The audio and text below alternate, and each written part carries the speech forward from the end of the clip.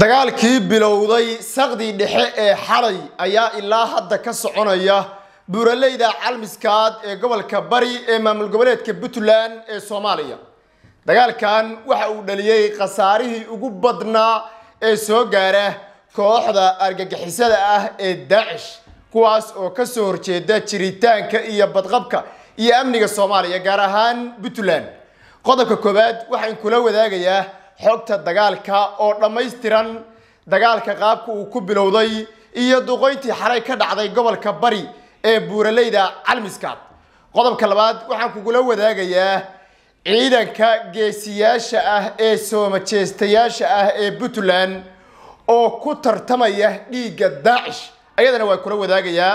intaan xogta iyo sharaxaadda gudagelin waxaan ka codsanayaa muuqaalkan inaad sii share gareyso barteena Facebook-na soo follow gareysa barteena YouTube-na subscribe ta la dhacdo oo aad meel fog gaarsiiso. waayahay dagaalka intuusan bilaaban xalay saq dhexe waxaa dhacday in duqeymo aan kala joogsi lahayn lagu weeraray kooxda argagixisada ah ee Daesh kuwaas oo ay fulinayeen diyaaradaha Imaaraadku leeyahay oo garab taagan ciidanka geesiyaasha ah ee Puntland. markii ay dhaceen weerarada duqeynta ay xalay waxaa dhacay kooxda nafla caarida ah ee Daesh inay bilaabeen qaraxyo iyo abaabul. waxay sameeyeen baabuur ayagu ay lahaayeen bay waxay ka soo buuxiyeen qaraxyo fara badan oo tirabeela.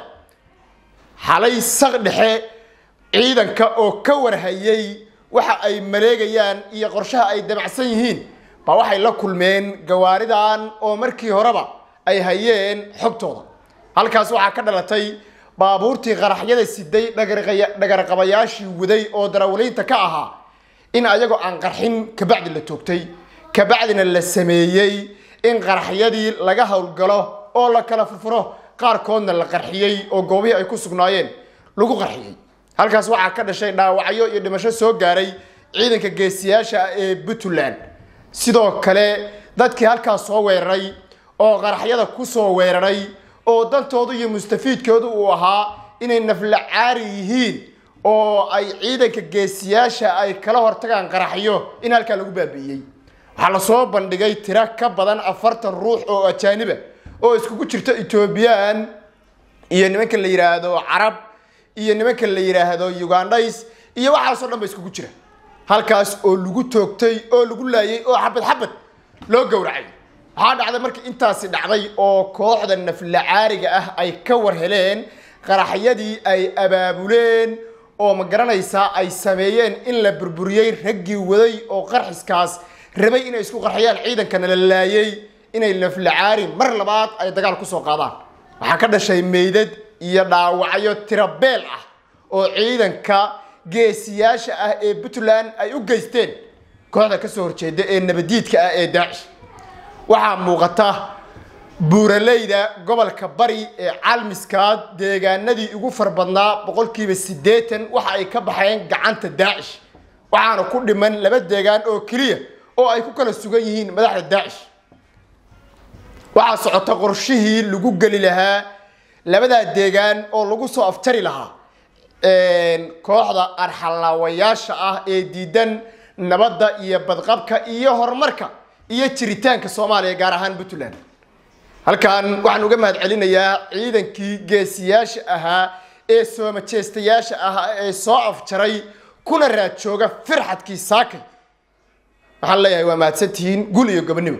sidoo kale halkan waxaan uga dacaynayaa dadkii ama saraakiishii ama askartii ku geeriyooday ama ku dhaawacmay kuwii geeriyooday waxaan leeyahay waad shahiideen.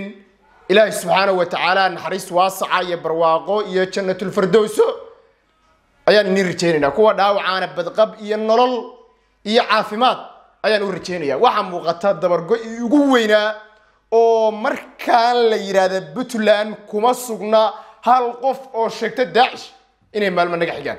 sidoo kale waxaa muuqata Puntland hadalkeedii ahaa qof dambe oo Daesh ah oo diidan jiritaanka Puntland oo diidan jiritaanka Soomaaliya inaysan ku sugnaanayn dawladda iyo maamulka Puntland inta ay ka taliyaan.